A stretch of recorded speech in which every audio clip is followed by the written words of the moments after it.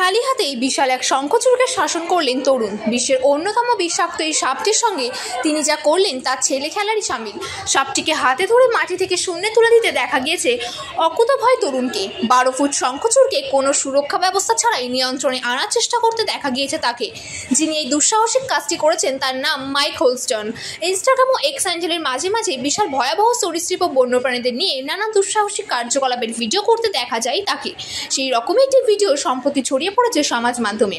ভিডিওয় দেখা গিয়েছে হোলস্টন তার হাতে একটি বিশাল শঙ্খচূড়কে ধরে আছেন এবং দর্শকদের সাপটি সম্পর্কে নানা তথ্য জানাচ্ছে। লম্বা সাপটি ফনা তুলে দাঁড়িয়ে রয়েছে, হাতের পাঞ্জার থেকে বড় মাপের ফনাটি। হোলস্টন খুব শান্ত ভঙ্গিমায় ধীরে ধীরে সাপটির পেটের কাছে হাত দিয়ে ধরার চেষ্টা করেন। তা দেখে মনে হচ্ছে যেন সাপটি হোলস্টনের পোষা। ভিডিওয় দেখা শঙ্খচূড়টি হোলস্টনের চেয়েও লম্বা।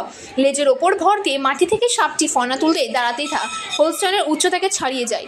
খোলা মাঠে দাঁড়িয়ে সাক্ষাৎ জমকে হাতে নিয়ে ক্যামেরার সামনে দাঁড়িয়ে মাইক যা করলেন তা ছেলে খেলারই সামিল।